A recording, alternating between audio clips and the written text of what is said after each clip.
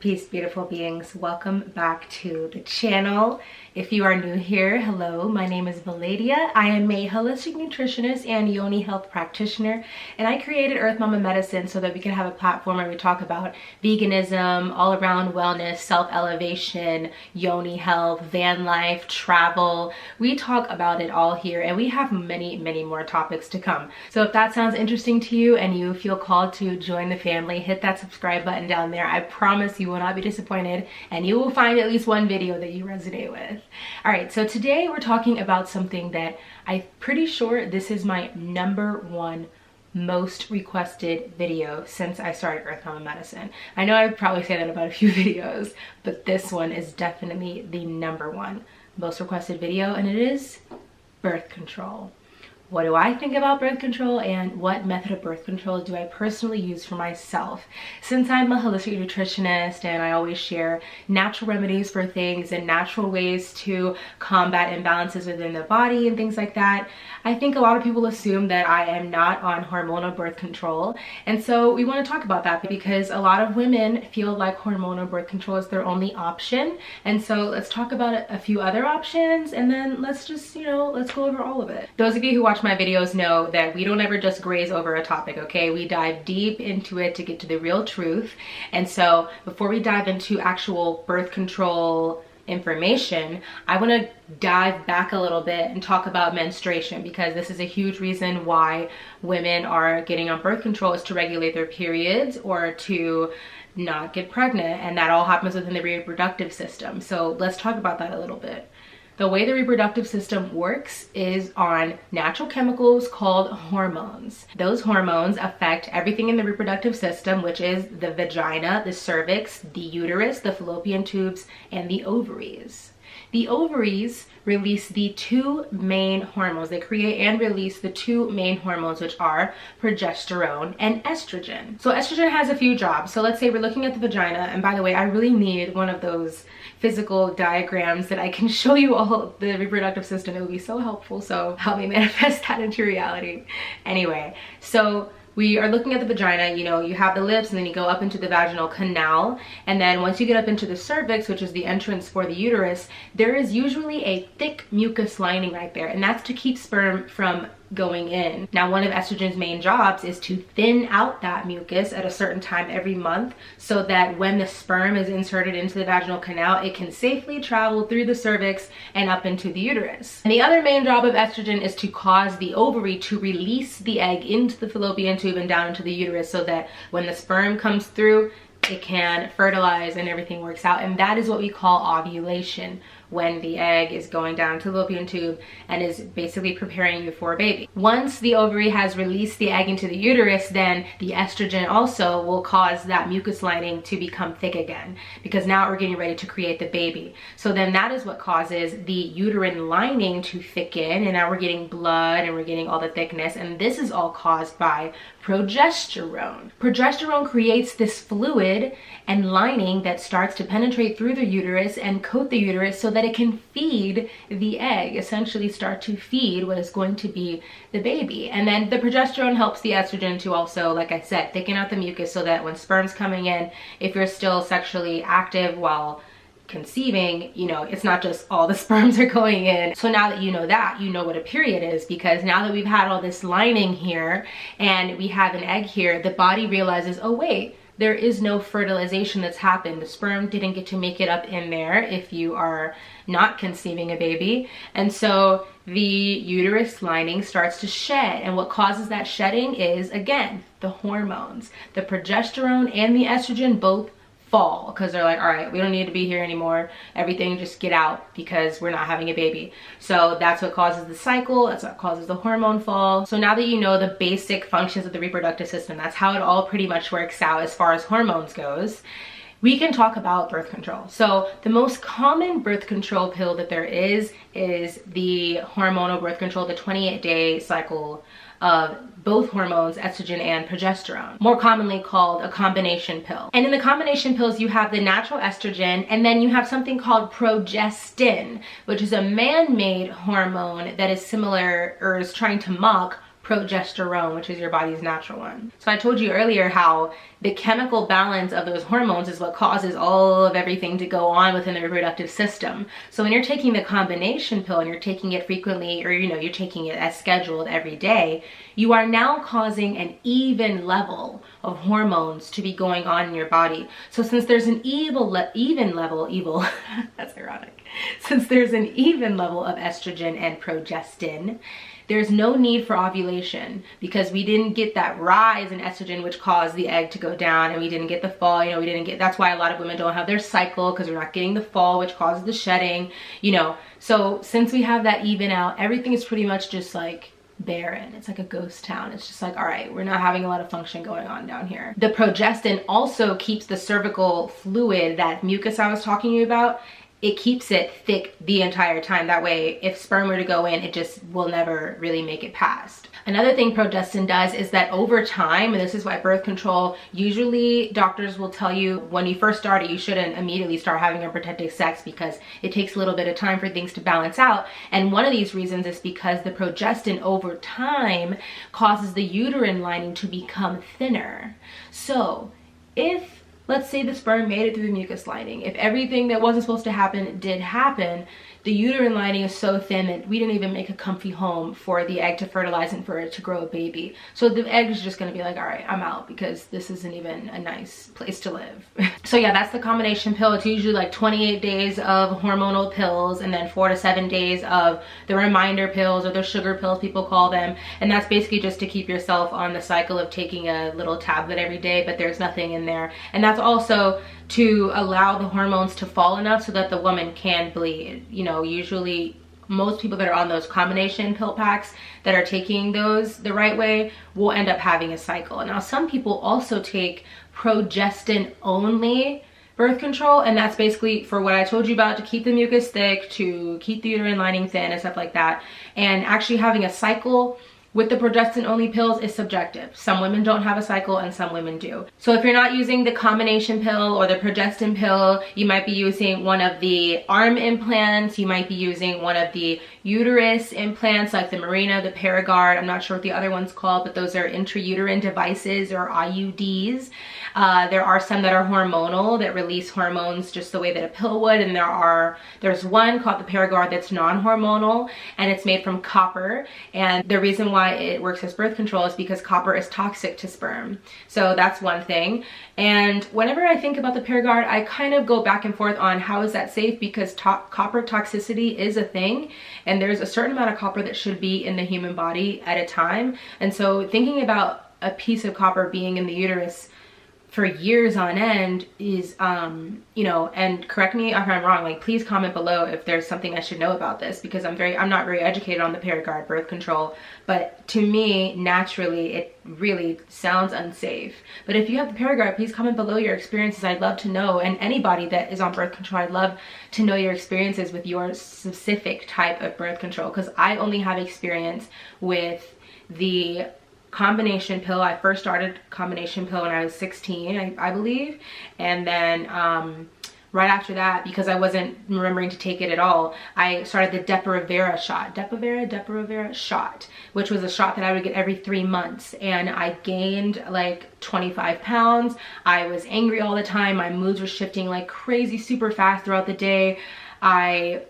My skin was breaking out. It was really not good for me. So I think I only ended up getting like 2 of those shots, and I was done with that. And then I went back onto combination pills, and I took combination pills from 16 to like 22, I believe.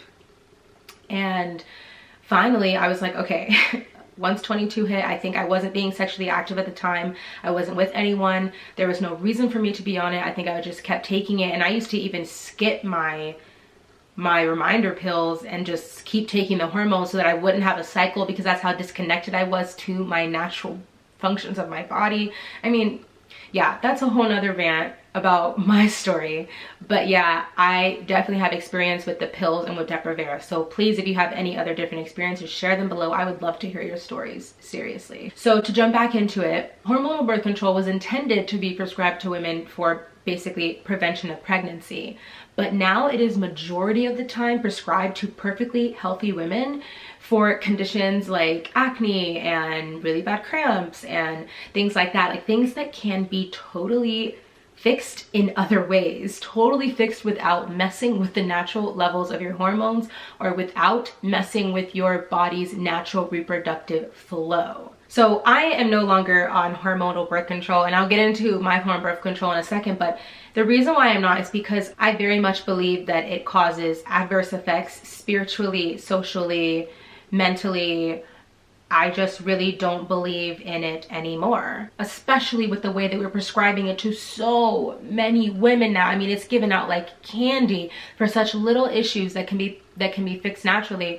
And even adolescents, even young teenagers are already starting to mess with their hormones when the hormones are still figuring out how they're gonna work in your body. And this is all just to prevent the completely natural occurrence of pregnancy. We have literally resorted to medications.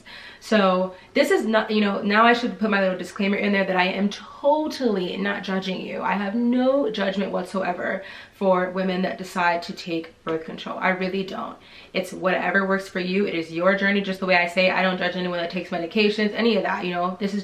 This is my route, and so I'm sharing my opinion with you. Also, I'm not a doctor, I'm not a gynecologist, so don't apply what I say today to your life without being sure that it's something that you want to do after doing proper research. So when we're talking about medication, hormonal birth control is technically a medication, and with medication comes side effects with pretty much every medication. And this is something that really helped me get off the pill because I was experiencing so many of the side effects. So I think somewhere down here or next to me somewhere I will put the main side effects that most of you are probably aware of, but I also wanted to touch on a few other things that I feel are very, very important, like this number one, which is when you take hormonal birth control, your chances of getting breast cancer are significantly higher than someone who's not taking it. And that risk stays in our body for up to 10 years after taking hormonal birth control. And women that take hormonal birth control before their first pregnancy are 44% more prone to getting breast cancer. People who take hormonal birth control are also more prone to strokes. There is an increased chance of uterine cancers. There is an increased chance of lung, blood clots. I read that somewhere. I'm not, you know, there was a medical study that linked hormonal birth control to blood clots. If you can correct me on that, definitely do, because I'm not positive on that one, but I have heard that as well, which is scary. Hormonal birth control also causes a continuous change in the body's natural healthy metabolism. So that's how you're getting some of the stuff that I put in the typing area, like the weight gain and the headaches, migraines, that sort of stuff. And also it really contributes to infertility. And this is normally seen with women that have long-term use of birth control, like I was for nearly almost 10 years, or even with some women that have short-term use, they find that afterwards it takes a very long time for the body to remember how to naturally, you know, start to reproduce again. And so that's something that is quite scary for someone like me who really wants to have a baby in the near future. So yeah, I'm sure there are more negative side effects, but who wants to harp on that for too much? You know within your heart if birth control is right for you and your body, so you can make that decision for yourself without having to hear all the scary things. So what do I use? The answer is condoms. I use vegan condoms, my partner and I, obviously, and that's something to remember also, is that not every condom is vegan. Actually, most condoms are not vegan. The latex is processed with the milk protein called casein. And then if you're getting the lambskin ones, obviously that's made with lamb intestines, and they're just not, I mean, they're coated with chemicals, and they're just really not the best thing to be putting around your partner's genitals or inside of your genitals, or vice versa. So we use vegan condoms. There are a few brands like Glide. There is Sir Robertson's. There is Sustain, which is the ones that we use. There are a few, and I'll put them down in the description below if you're interested in looking into getting some vegan condoms for yourself. I think Durex makes a vegan, they have like a little side thing from the normal condoms that are vegan ones. So it's important. It's very important for us to find condoms that are healthy. The reason why we use condoms is because I really don't feel confident in any other method at this moment. I know that there are fertility trackers like basal thermometers, things like the Daisy, you know, that people use to help track their fertility. But every girl that I know personally that has tried those methods ends up getting pregnant sooner than they anticipated, because it takes so much discipline to take the temperature every day and to monitor it and to pay attention to when your temperature's up and down and when you're fertile. And a lot of times, you know, you can't pay attention to the signs, or the signs aren't showing themselves brightly enough, so you don't know, and you end up accidentally getting pregnant. And there also are other fertility awareness methods that don't really require a thermometer sometimes. Like the cervix actually moves throughout our month. Every month the cervix moves a little bit in position, and so there are some women that teach fertility awareness method to go up and check with your fingers where the position of the cervix is, and that's how you can tell if you're fertile or not, or, you know, if you're ovulating or not. Also, you can check your cervical fluid like I was talking about earlier. You can see if it's thick, or if there's not a lot there, then you're probably gonna get pregnant easier. You know, all of those methods are great. I just don't feel 100% confident in myself to pull it off.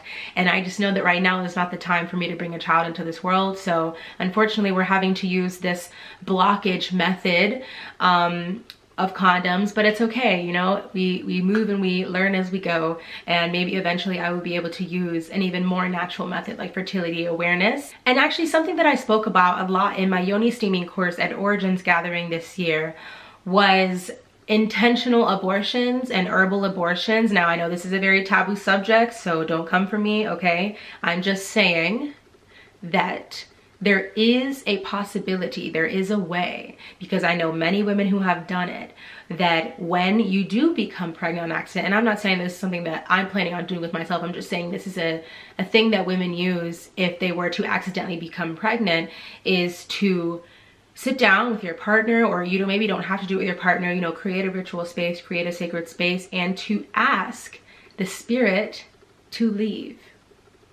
Ask the spirit that is in your womb, that has come and decided that you were going to be its parent, to leave and to come back at a later date when it is a better time for you.